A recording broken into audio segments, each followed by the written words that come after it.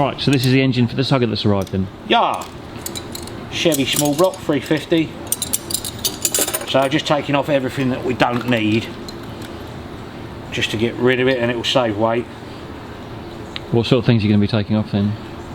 This is what they call emission control. That's a smog pump. So take all of that out, block the holes in the manifolds. Ideally, you should get another set of manifolds. I'll have a word with Ivor because there's some on eBay for 70 quid. I mean, it'll work with that. You just you'll end up with more horsepower if you take, not a lot more horsepower, but you take everything off, because it doesn't need, that's an air conditioning pump, we don't need that. That's a smog pump, we don't need that. That one down there is a power steering pump, we don't need that. And the alternator we've got to take off because we need to change it to the big military spec one that we've got to put on it. So just save weight. We've got to change the distributor, so I need to set it up on number 1 and make sure I know where it's all firing. So basically just strip everything off that we don't need, if you know what I mean. That's what they call an EGR valve, exhaust gas regeneration. We don't need that.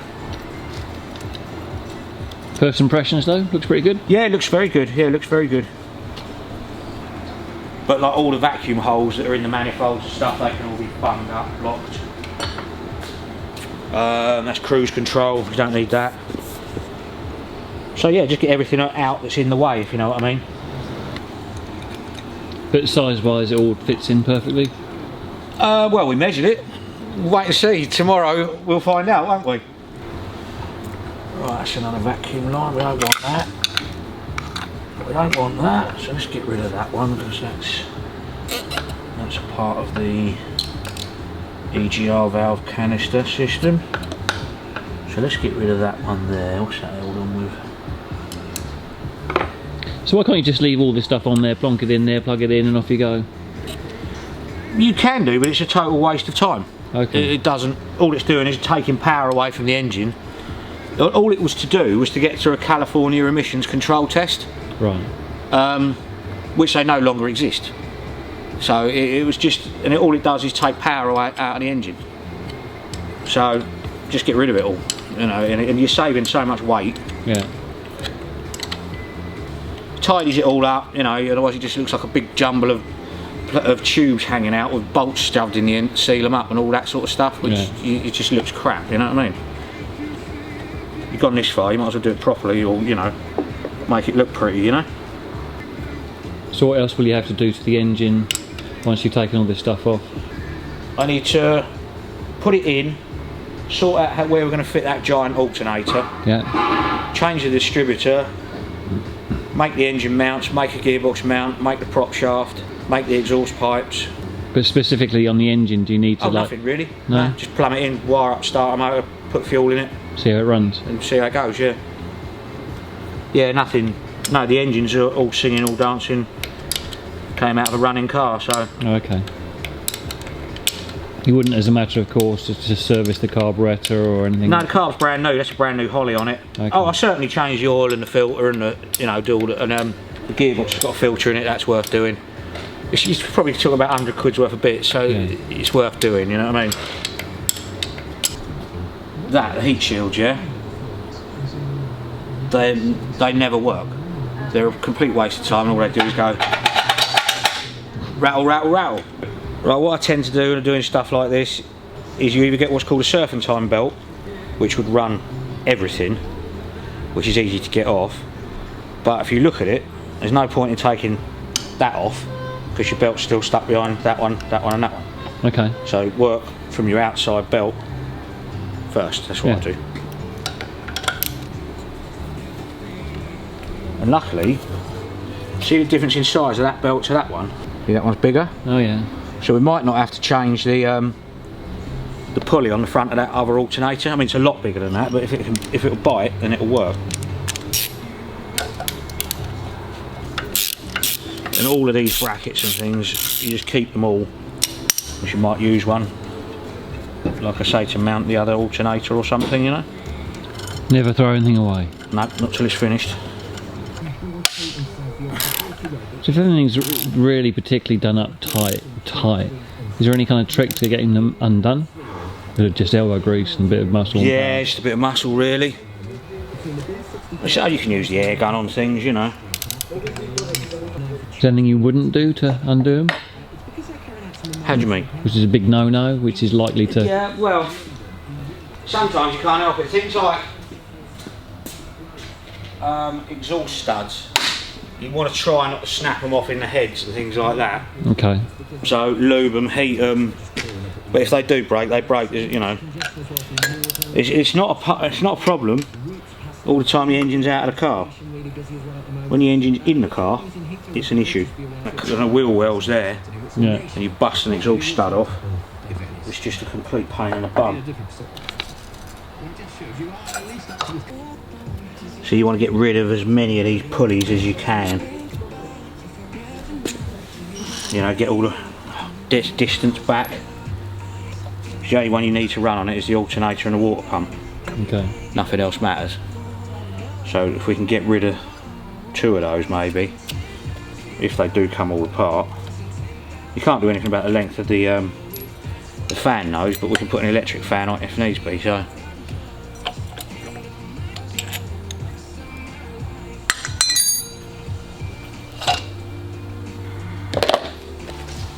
There, that's fuel. That's fuel, so let's undo that one.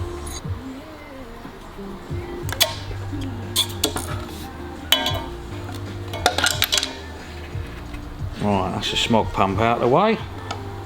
So what's a smog pump? Just for emissions controls in California, that's all it Okay. was. Right, what's the next belt? Power steering by the looks of it, isn't it? Let's go around there. These are a bit fiddly, you have to take the engine mount off. Yeah, that's it, you have to take the engine mount off to get that bracket out. That's been crunched anyway. See that pulley bent to the line of it? It's been banged or knocked or something.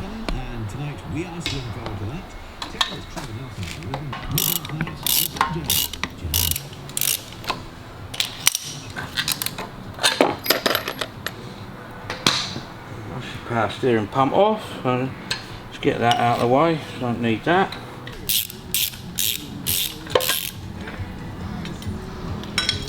But that actually leaves us, because our engine mount blocks are quite far forwards on the Sugga.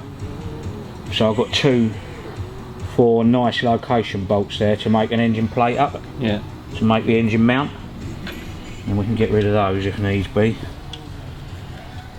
Right, what's next? That one I think, isn't it, by the looks of it?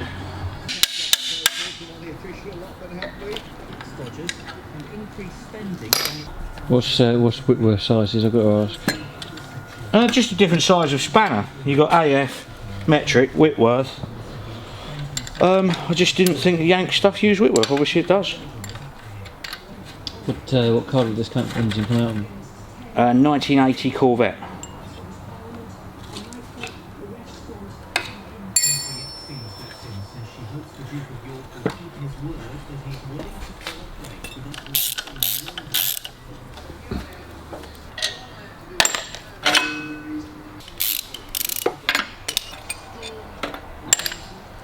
Get that water pipe out of the way for a minute. That's our fuel line, so we want to get that off of there. So we'll have to find 2 shorter bolts for that, because that holds the water pump on.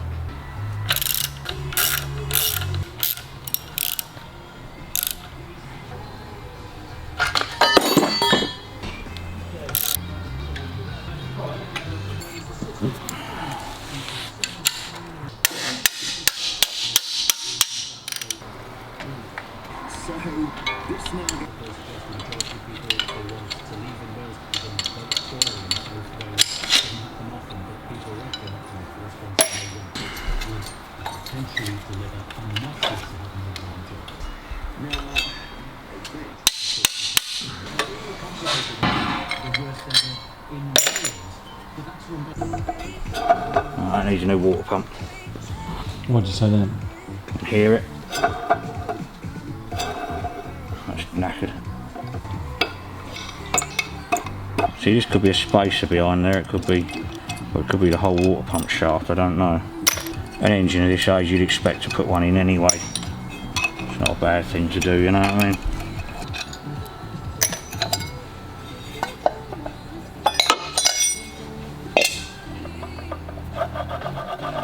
That's had it. Shouldn't be side to side like that, hear it? Yeah. And it's dry. So for the sake of 40 quid, you know, it's not worth it. Yeah, I mean it's a 1980 engine, so it's done 60,000, so it's not going to do it any harm changing the water pump. So, but you can get long nose ones, I think, and short nose ones. You can also get electric ones, but if we can get a short nose, then that'll give us a bit more length on the radiator as well. Right. All these parts are kind of easy to get and compatible. Yeah, they all fit each other. Yeah, yeah. I mean, if you get the short nose, then you just put that one on. Yeah. Yeah. But you want it to come back here to line up with one of these belts. So that'll just bolt onto the harmonic balancer, so you can get rid of those two, I think, and just run on that one, if I remember rightly.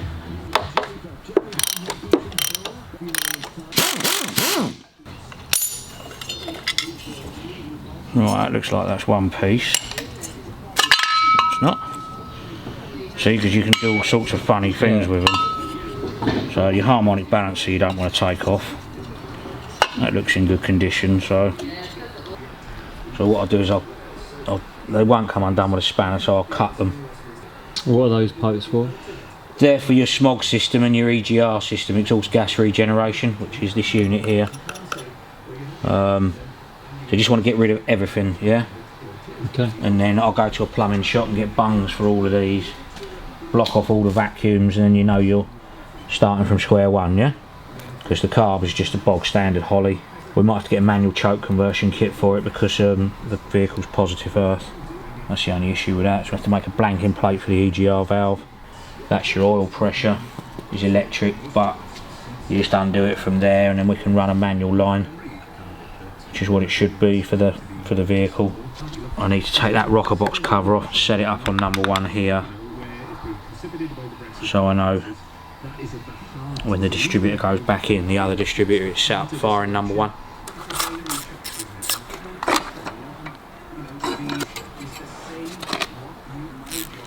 To get the ultimate performance out of this, you really need change the exhaust manifolds and change the inlet manifold, but it's not what it's about, what we're doing, do you know what I mean? So just taking those off, cutting those off and blocking the holes will be fine. It's still got more than enough horsepower for it. Everything runs off vacuum, look. It's not doing anything, it's just solid. It's terrible, isn't it? Yeah. So they're just sucks power out of everywhere, do you know what I mean?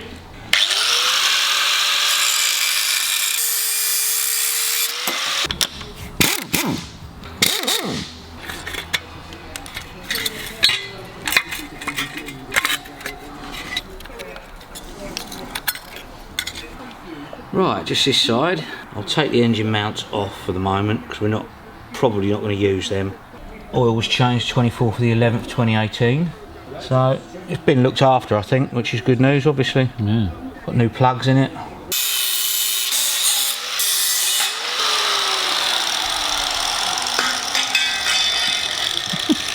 Don't want that bit. I love air tools. That's just your starter and your solenoid wire. Okay, that'll be another earth. And that vacuum line can come off for the moment. So let's take the engine mounts out for the moment, I think.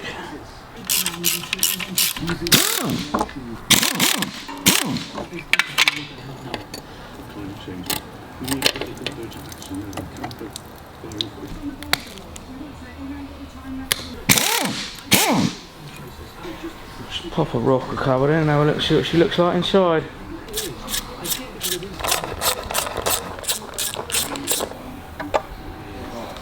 Don't look too bad at all. So what are you looking for? Just real high carbon build up, but it's got some on it, but nothing major. It's got oil up there, which is the main thing. Right, so now we need to jack the front of that sump a little bit. Brand spanking new then. So how do you tell whether spark plugs are new? They haven't been run at all. How can you tell? There's no carbon on them or anything. Where are you looking? Just at the condition of them. An old spark plug will be black round here.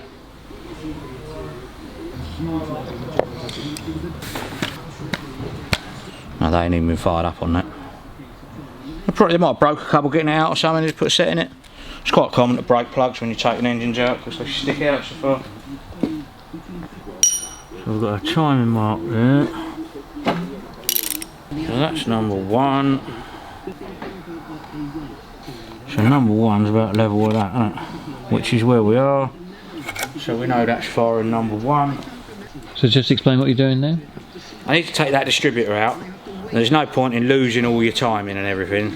So you set it up so you know it's firing on number 1. Yeah. Not exact timing degrees and all that, just so I know the distributor is in a ballpark place. Okay. So when I put the other one back in, I know that the rotor arm should be facing there and I know it's firing number 1. Okay. Basically, so what I'll do now is that's just before top dead centre, so I'll set it on top dead centre, which is there. So that's good. Let's just try to rock on that if I can.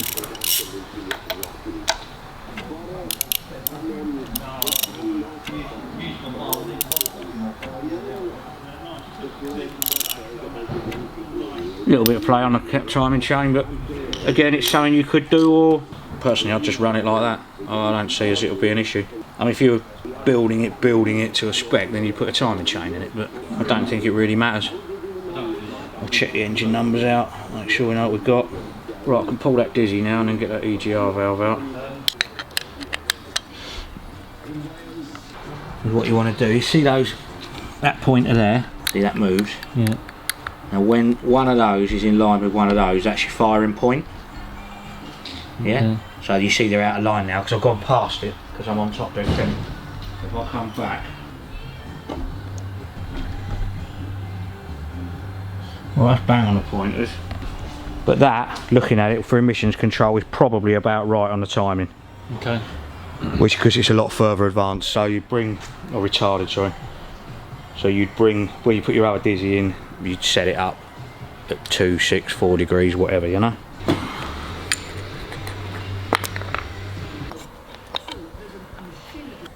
Yep, as per usual, stuck solid.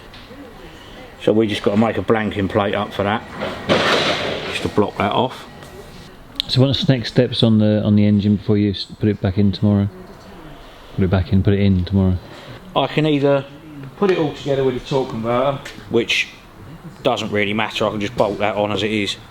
Just saves weight as well, because that weighs like I don't know, £100. So it just saves weight when you're lifting in and out, you know, and it doesn't make any difference to the external shape of the engine or gearbox. Mark's got a adjustable chain hoist thing that you can put on here. So as you wind the handle on it, it will tilt the engine that way or that way, yeah. Which makes life easier. I need to get that forwards. I'll take the front wheels off of it so I can get it down lower, and then you haven't got an engine dangling around up here, you know. Yeah. And then it's basically put it in the hole and chock it all up where I want it. Yeah. You can see it's leaning like that at the moment. Yeah? Yeah. So put a spirit level or that angle fine. I'll give that back to Robin actually. On the front bumper, and then you know you want to set the top of your carburetor to the same angle, so it's all level, you know, in the bay as such. Okay. Next week on the workshop. Do you know any Bear Grylls knots?